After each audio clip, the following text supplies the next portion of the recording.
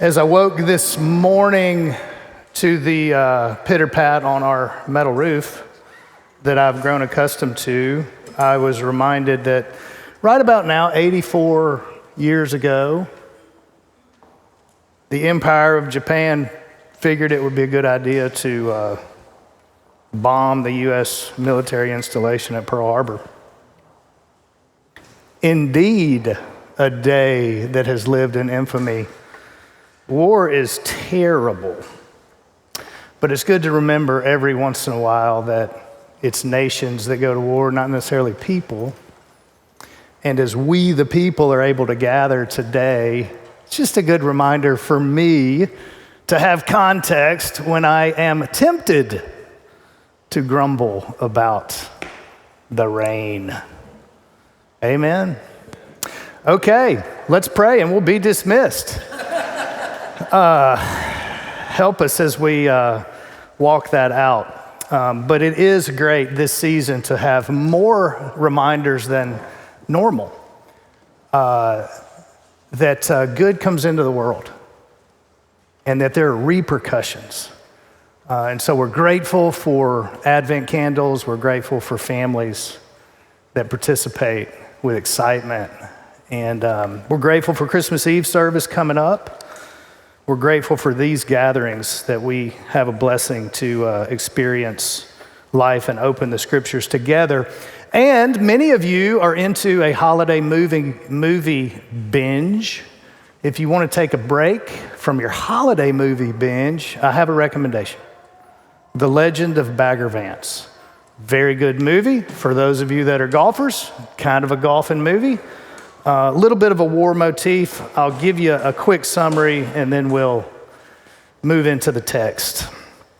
Randolph Juna was a local legend golfer in early part of the 1900s, Savannah, Georgia, essence of the South. He had it really going on. He had a good swing. He had him a girl whose dad was a wealthy landowner. And then the First World War breaks out in Europe and he goes.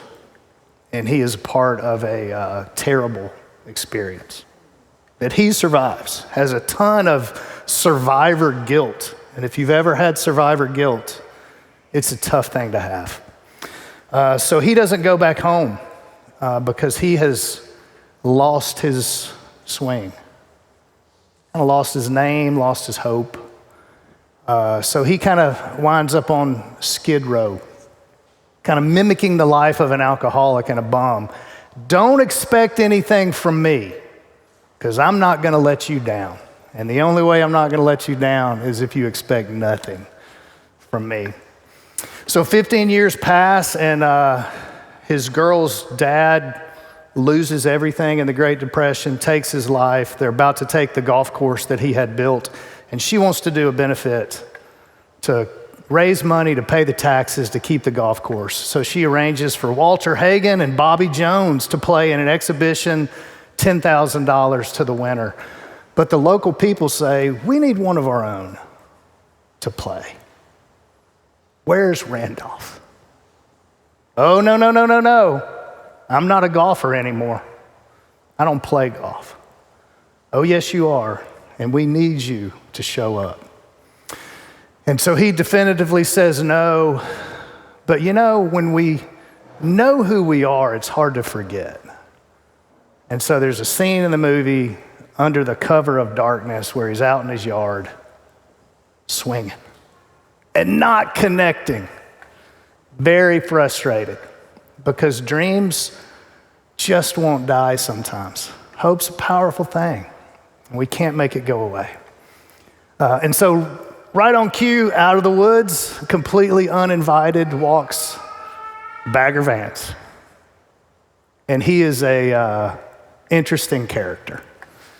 And he says, hey man, your problem is you've lost your swing. And Juna says, I don't have a swing, I'm not a golfer anymore.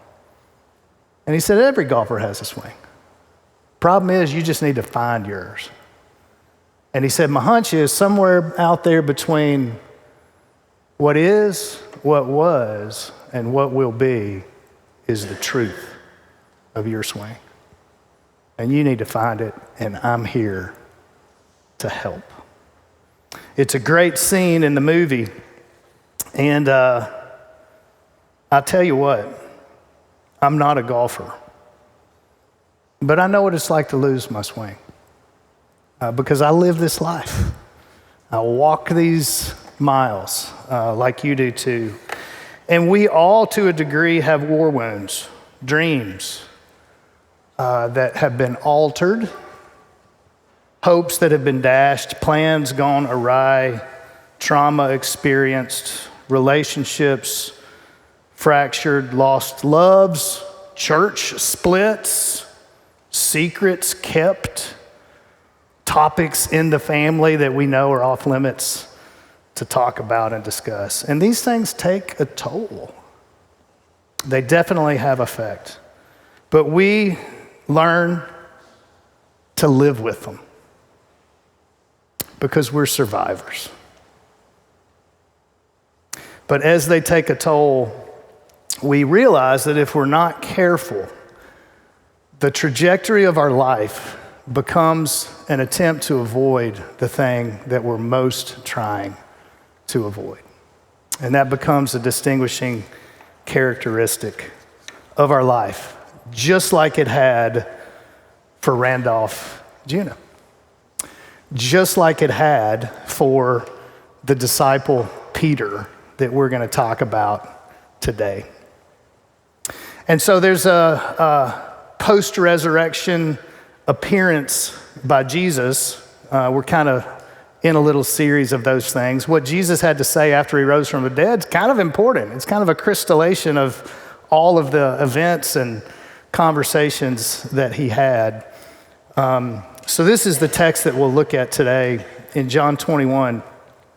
And it's kind of familiar, but also, like a lot of things, misunderstood. So we'll push into that a little bit because we're not afraid to do that. So when they had finished breakfast, we're going to talk a little bit about that breakfast next week. When they had finished breakfast, Jesus said to Simon Peter, and this is in front of everybody, out in the open, "Simon, son of John, do you love me more than these?" And Simon said, "Yes, Lord." And Jesus was referring to the other disciples. "You love me more than they love me?" It's like, oh, Jesus, you don't put me on the spot. Jesus is not afraid to put people on the spot. Because wherever that spot is that he puts them, guess where he is? Right there. He's not doing this. He's doing this. Always. "So do you love me more than these?" Peter's like, "Well, shoot. Sure, you know I do." Specifically, what did he say? "Yes, Lord, you know that I love you." And Jesus said to him, "Tend my lambs." He said again a second time, "Simon, son of John, do you love me?" "Yes, Lord, you know that I love you." And so Jesus said, "Then shepherd my sheep." Third time, he said to him, "Simon, son of John, do you love me?" Peter was grieved at this point because Jesus had brought up the third time, "Do you love me?" And so Peter said to him, "Lord, you know all things. You know that I love you." And Jesus said to him, "Tend my sheep." We'll summarize some of those theological implications that are specific to Peter in a minute. But just wanted to remind us last week when we looked at the life of Thomas and the disciples, and then previously when we looked at Jesus approaching the two travelers going home to Emmaus after his death, there was disharmony among the group. It wasn't a very a cheerful time. And just to set the stage a little bit, these were a very unsettled group of people. When we come to the Christmas story, we always talk about an angel proclaiming to the shepherds. We talk about a star appearing in the east. We talk about the joy of the birth of Jesus. But it was a crazy time. And until that angel proclaimed that light had come into the world, the evidence really points to the fact that for 400 years, there had not really been a communication by God to anybody. No prophets, no burning bushes, nothing. 400 years. Our nation's not even 400 years old. We cannot comprehend how much of an effect that would have had on those of us who were trying to live a religious life. And so needless to say, this group of people were either a part of no spiritual background or a spiritual background that had eroded or been corrupted very, very, very significantly. And during that time, crazy things happened. So you had, as a king of the Jews, someone named Herod, who wasn't a Jew. In fact, he was an Edomite, who were the enemies of the Jews. He happened to have strategically married into the family line to assume power, and then systematically killed his wife, her brother, the former ruler, the high priest, and his own 3 children to consolidate power. Super charming guy. So it wouldn't have been a surprise at all that when the star did appear at Jesus' birth and the wise men eventually made their way to Jerusalem and showed up to ask Herod, "Where's he who's born king of the Jews?" Herod did not respond with, "I don't know, let's go find him so I can worship him too." Herod said, "What'd you say? Who?" And so he systematically ordered infanticide. I don't know who this kid is either, but let's get rid of every male under 2 years old. That would tend to have an emotional, spiritual, and mental effect on the small town, don't you think? And so these disciples of Jesus, that's what they were born into. That's who raised them. So it was a little bit of a tough upbringing. Then John the Baptist showed up. He was kind of odd, but he had this cool message. And if they were looking for something else to be about, that was something they could be about. So slowly some of them bought in, sort of. And they had some adventures together. And for a guy, there's nothing better than to be with some other guys, having some adventures, barely escaping, being able to talk about it. And it was okay. And as much as they were traumatized dudes, they were able to kind of be well because they had identity and they had purpose and they had each other and they had some hope. It was going somewhere. And then Jesus says at the Last Supper, I'm going to the cross and I'm going to die. And they went, we don't really see how this is a part of what we're doing. And so they had to live through the trauma of Jesus being betrayed, arrested, drugged before phony tribunals, trials where witnesses lied about him. Eventually, they sentenced him to be crucified. So they drug him out. They waited for it to be as public as possible. And then he was crucified. And that event in and of itself, the Bible lets us know that the sun didn't shine in the middle of the day. So now you're dealing with that. That would tend to be unsettling in the community as well. And then they buried him. And then right after that, the stone was rolled away and either the body was stolen or he rose from the dead. Accounts varied. At some point during there, an angel showed up, always a little bit disruptive. So you get the context. And so the Bible literally says that the men were skeptical and the women were hysterical. and they were literally just running around. So what we know right before this text that we read was that at some point during all of that, Peter denied Jesus. Denied that he knew him. Hey, you're with him, right? Huh? I don't know. Maybe, maybe not. During the most dramatic event, maybe in the history of the world, Peter didn't come through, y'all. I get it. I understand. Is that an excuse? No. But just to set the stage a little bit, I really kind of understand.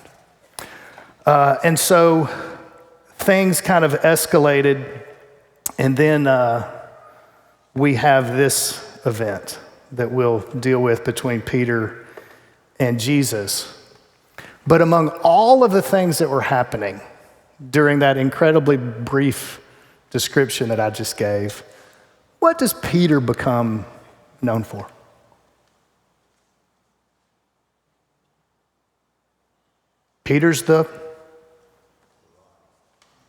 He was. What is he now? He's the betrayer. He's the denier.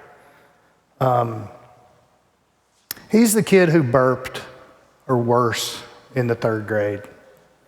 You know? He's the kid who forgot it was picture day and showed up and your hair was all crazy. And for the whole next year, and really in the yearbook for the end of time, you weren't ready for your moment. You were not prepared when the lights were on you. Might have been that kid in junior high that thought it was cool to wear something that in actuality, it wasn't so cool. I'm looking at you, Kelly. It wasn't so cool to wear it. Maybe the kid that had a bad reputation, earned or unearned. Kid that moved, lost all their friends in the process. Maybe your parents embarrassed you, Peter.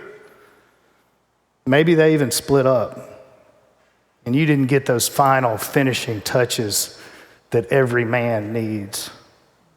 Maybe your siblings on occasion were mean. Maybe there was a DUI, Peter. Maybe there was an unplanned or scandalous pregnancy, a bankruptcy, a tax problem. I'm just talking about me and my friends that I've talked to in the last couple weeks. The fact that y'all are here is just extra. But I do think that Jesus Christ wants us to have a church that resembled the model of his church. I think we're on the right track. I'm proud to be hopeful that we're on the right track. And I'm grateful because life happens. And we often get named in the process. And sometimes in that process, the worst name that we can assume is the name of hero, or the one who's got it all together all the time. So my hunch is that none of you, because I certainly don't, think about this on a regular basis or ever. And this is this. In Matthew 26 at the Last Supper, Jesus made a prediction. And Jesus' predictions, he's got a good track record. This is what he said. He said, all of you will betray me, one way or the other. All of you will. And Peter's the only one who spoke up. Not me. They're going to drag you to prison. They're going to drag me with you. Jesus didn't say, you, Peter, are going to betray me. Oh yeah, Judas, we're going to talk about him later, but you're going to betray me. He said, all of you will. Peter's the only one who had guts to say, not me. I don't want to. Help me not to.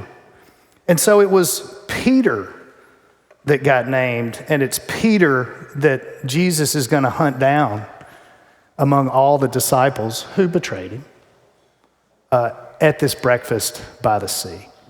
So why was it Peter? It was Peter because he's the one that Jesus gave a heads up. In Luke's account of the Last Supper, he says this, Simon, check this out. This is not a convo you want to have with Jesus, by the way. Hey, Simon, check this out. Satan has asked permission. It's an interesting theological concept there. Satan coming to Jesus and saying, hey, I have a request. But that's how much power Jesus has. Satan doesn't slip one in. It's not a cosmic tug of war and the devil's up sometimes and God's up sometimes and we're rooting for God. Satan has to ask permission. He knows how this deal ends. He knows who has power. And so he comes and says, hey, I'd like to sift Simon as wheat. And Jesus lets Simon know about that conversation. Sounds pretty terrible to me. But this is how Jesus ended it. He said, I've prayed for you, Simon, that your faith may not fail. Then he says this, and when you've turned back, implication, I'm praying for you that your faith won't fail, but when you turn back, meaning it will fail. And this is Jesus standing in Peter's presence saying, your faith will fail. Not weaken, not be less strong than it is sometimes, but it will fail. But here's the end statement.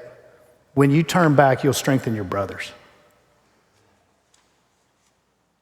You'll know how it is. You'll know where strength is to be found. You'll know what the answer is, and you'll use that for good. And it will be good for you too. It won't just be you being a martyr.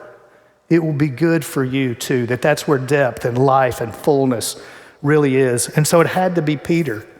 It also had to be Peter because he's the one that Jesus had already named. And so when Jesus names someone, he's not real keen on them being renamed. And as we know, Matthew 16:18, Jesus had named, he said, I tell you the truth, you are Peter, and on this rock I will build my church. And the gates of hell, interesting concept, because we usually think about the tanks of hell rolling into our driveway, or the missiles of hell coming from out of nowhere, or the bullets of hell grazing us on the arm, and we're dazed and confused. But that's not how hell is described in the context of the church. This is how hell is described in the context of the church. It's cowering in its corner.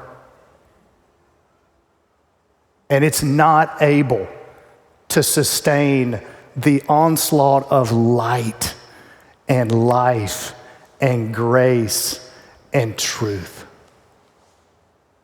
We get it backwards.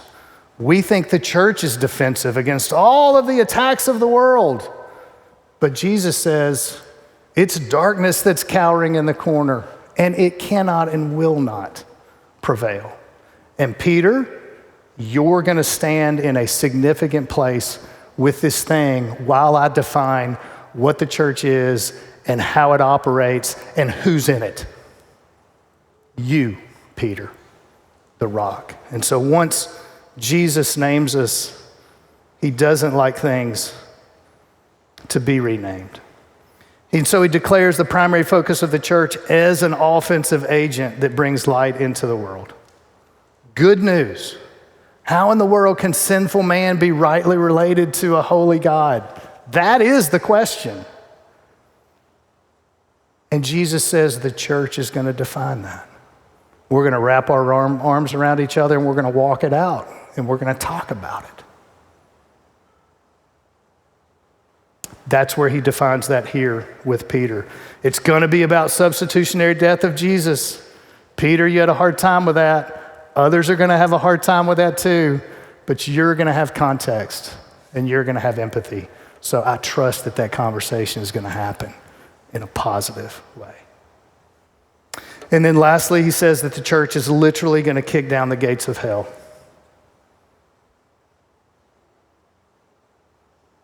Not just for show. Not just to say, see, I told you I could. But literally kick down the gates of hell to snatch out John and Jana and Greg and Paul and Virginia and Steve and Gary. Because that's what Jesus does.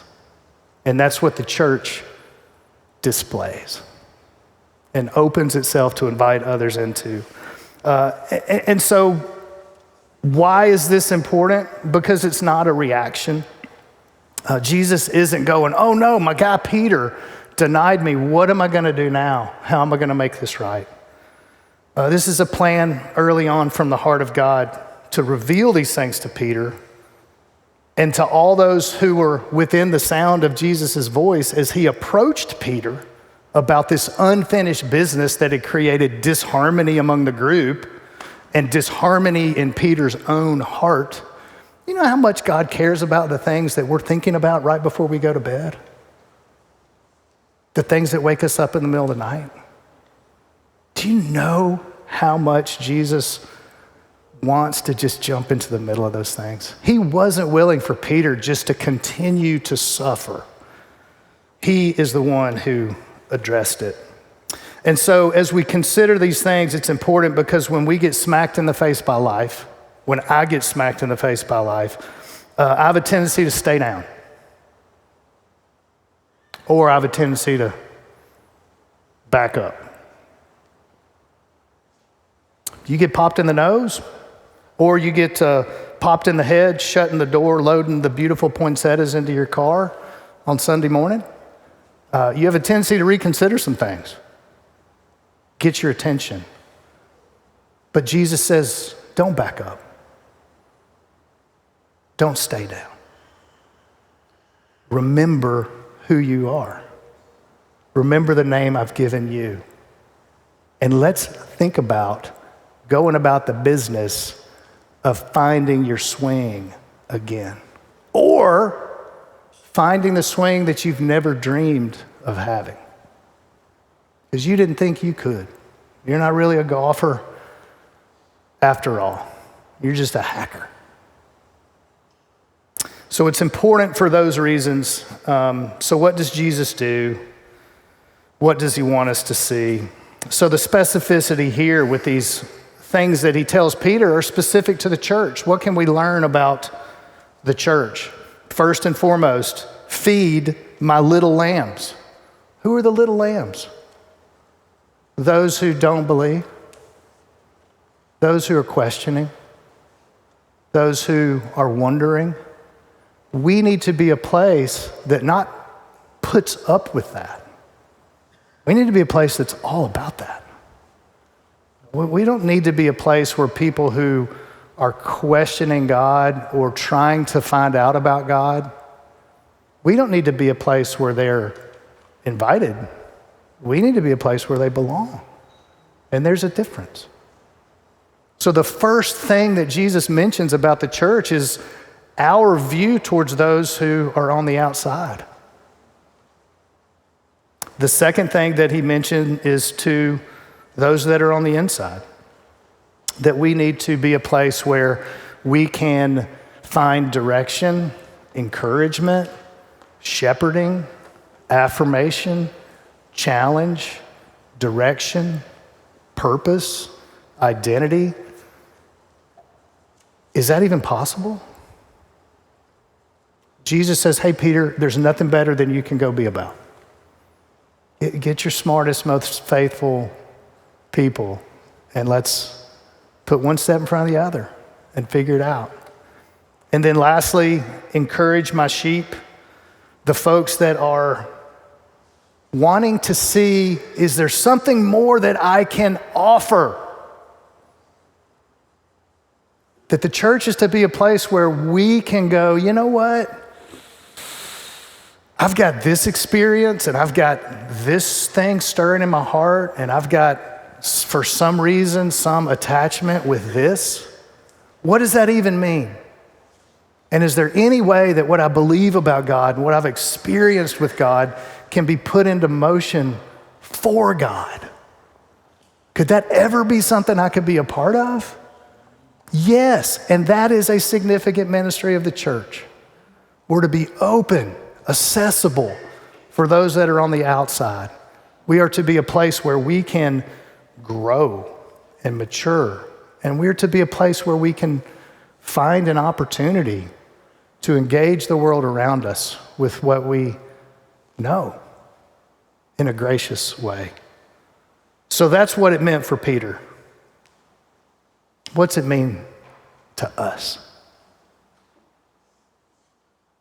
So just a couple of questions. Where is God stirring you? What affects your heart? I never knew what that meant until we had our second child, and I figured out with some prompting by Virginia that I can actually be useful in giving that baby a bottle every once in a while, especially the last one at night, so she could and go to bed. And I'm like, oh, I got this. And it was nerve-wracking because you want to do it right. And so I'm doing it right, and I'm watching PBS because we had an antenna, and that's all we had. And I'm watching PBS. And I'm watching Lewis and Clark, Ken Burns documentary. And I'm weeping. And I don't think I had cried in a couple years. I'm like, what is going on with me? And it was the friendship. It was the purpose. It was the adventure. It was territory that had not been charted on maps. And I was thinking, God, is that still possible? And he said, yes, it is. Get your swing going. And so something that brought a tear to my eye was something that God was stirring in my heart that I didn't even know, that something prompted me to put some things in my life that have been very defining. And I don't think I'm the only one. So what stirs our hearts? Where is he approaching us, graciously inviting you, always together with him, to address some of the unfinished business that may be keeping us from swinging away? It'll take just a couple minutes to, not a couple minutes, couple seconds to just think about that.